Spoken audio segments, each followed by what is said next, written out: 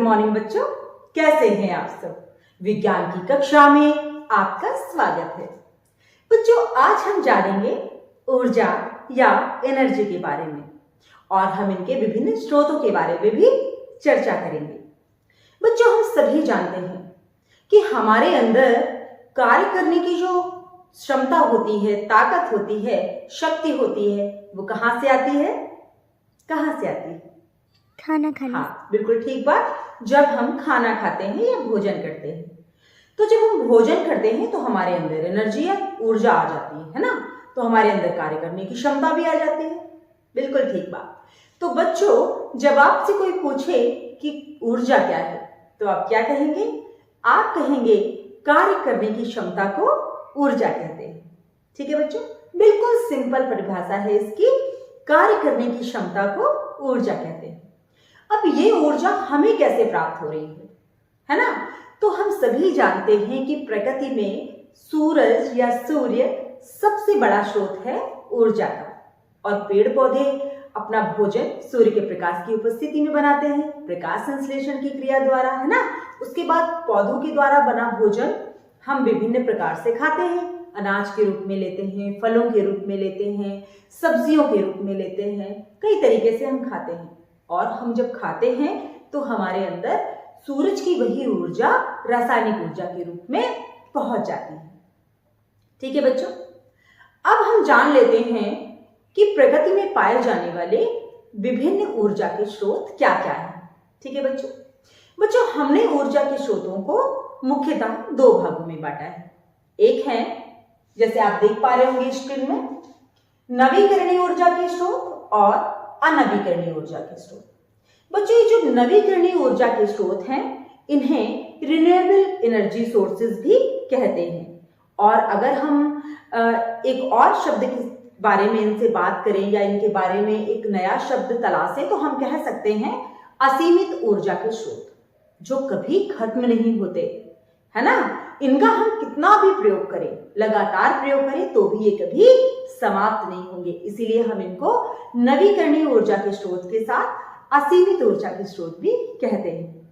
ठीक है बच्चों, दूसरे स्रोत आप देख पा रहे होंगे, लिखा हुआ है अनवीकरणीय स्रोत।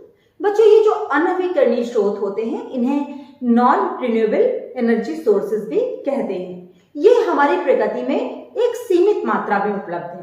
अगर हम इनका लगातार प्रयोग करेंगे तो एक समय के बाद ये समाप्त हो जाएंगे। ठीक है बच्चों, अब हम देख लेते हैं कि नवीकरणीय ऊर्जा के स्रोत में कौन कौन से सोर्सेस शामिल हैं। बच्चों, आप देख पा रहे होंगे सौर ऊर्जा, जल ऊर्जा, वायु ऊर्जा, जैव मात्रा ऊर्जा, इसी तरीके से जो बायोमास है, इसको हम लोग जैव ऊर्जा भी कहते हैं, भूतापीय ऊर्जा, ज्वार भाटा की ऊर्जा, ये सारी प्राकृतिक ऊर्जाएं हैं, प्रकृति में उपलब्ध है। अगर हम इनका दोहन करते हैं, इनका प्रयोग करते हैं, तो ये कभी समाप्त नहीं होती है। ठीक है बच्चों, तो इनका हम लगातार प्रयोग कर सकते हैं। अब आ जाते हैं हम अनवीकरणीय ऊर्जा के स्रोत की तरफ। बच्चों, हम देख पा रहे हैं ये जो अनवीकरणीय ऊर्जा के स्रोत हैं, सीमित मात्रा में उपलब्ध है, इसीलिए हम इनको सीमित ऊर्जा के स्रोत भी कहते हैं। इंग्लिश में हम इन्हें नॉन रिन्यूएबल एनर्जी सोर्सेज कहते हैं। और इनके अंदर जनरली जो जीवाश्म ईंधन है वो आते हैं। मतलब कि पृथ्वी की उथल पुथल से जो पेड़ पौधे, जंगल, जीव जंतु पृथ्वी के अंदर समा गए थे और कई लाखों वर्षों तक उच्च ताप और दाब में वो विभिन्न पदार्थों में बदल गए, ये सारी चीजें उसमें शामिल हैं। जैसे पेट्रोलियम पदार्थ, पेट्रोल, डीजल, मिट्टी का तेल, गैसेस विभिन्न प्रकार की, और इसी के साथ ही कोयला, है ना, ये सारी चीजें इसमें शामिल हैं। इन्हें हम जीवाश्म ईंधन कहते हैं। तो बच्चों, ये एक सीमित मात्रा में हमारी पृथ्वी में है ना। तो अगर हम लगातार इनका प्रयोग करेंगे तो एक समय के बाद ये समाप्त हो जाएंगे। तो हमें चाहिए कि हमें अधिक से अधिक किसका प्रयोग करें? नवीकरणीय। हाँ, बिल्कुल ठीक बात। हम ऐसी चीज का प्रयोग करें जो कभी खत्म ही नहीं होती है ना। तो नवीकरणीय ऊर्जा के स्रोत या रिन्यूएबल एनर्जी सोर्सेज एक ऐसे सोर्सेज हैं जिनका हम कितना भी प्रयोग करेंगे ये कभी समाप्त नहीं होते हैं। और सबसे ज्यादा तो सौर ऊर्जा हमेशा हमको मिलती रहती है। अब आप लोगों ने देखा भी होगा कि दुकानों में, घरों में हम लोग बहुत सारी सौर ऊर्जा से संबंधित युक्तियों का प्रयोग करने लगे हैं, उपकरणों का प्रयोग करने लगे हैं।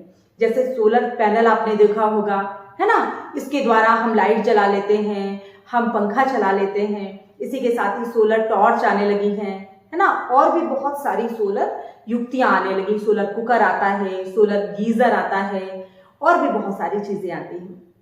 पवन ऊर्जा की बात करें तो ऐसे क्षेत्रों में जहां बहुत तेज हवाएं चलती हैं, बड़ी बड़ी पवन चक्कियां लगा देते हैं और उनका जो कनेक्शन होता है वो हम आटा चक्की से या समरसिबल से इससे कर देते हैं और उससे ही वो चलती रहती है। सारी जितनी भी पवन की ऊर्जा होती है वो कन्वर्ट हो जाती है इलेक्ट्रिसिटी में और हमारी जो चक्की है वो चलती रहती है। हमारा जो समरसिबल है, जब हमें पानी की ज़रूरत होती है तो वो चल जाता है। इसी तरीके से आपने देखा होगा जल के अंदर बहुत ऊर्जा है, बिजली हम उसी से बनाते हैं। बांध का पानी हम जब नीचे गिराते हैं तो बिजली बनती है ना। इसी तरीके से ये जो जितनी भी ऊर्जा है ये अक्षय है, ये कभी समाप्त नहीं होंगी। जब तक ये पृथ्वी है तब तक ये ऊर्जा इस पृथ्वी पर रहेगी। हम इनका कितना भी प्रयोग करें तो हमें चाहिए कि हम लोगों को जागरूक भी करें कि हम अधिक से अधिक रिन्यूएबल एनर्जी का प्रयोग करें। ठीक है, मतलब कि नवीकरणीय ऊर्जा स्रोतों का प्रयोग करें, क्योंकि ये असीमित मात्रा में पृथ्वी में उपलब्ध हैं। और जब जरूरत पड़े तो ही हम अनवीकरणीय ऊर्जा के स्रोतों का प्रयोग करें, ताकि ये लंबे समय तक हमारे प्रयोग में आ सके। हमारे लिए ये इतनी इंपॉर्टेंट है। मान लीजिए कि कहीं पर कभी सूरज नहीं निकला, सर्दियां आ गई और बहुत लंबे समय तक सूरज नहीं निकला, तब हम क्या करेंगे? तब हम ऐसे उस समय हम इनका प्रयोग करें जब बहुत ज्यादा इमरजेंसी हो, बहुत ज्यादा जरूरत हो। लेकिन जब सूरज निकल रहा है, हवाएं चल रही हैं, पानी उपलब्ध है, तब हम इनका प्रयोग करें। और सबसे ज्यादा मात्रा में तो हम सौर ऊर्जा का प्रयोग करें। ठीक है बच्चों, आज के लिए इतना ही। अब मिलते हैं हम अगली कक्षा में। तब तक के लिए बाय बाय। Bye bye.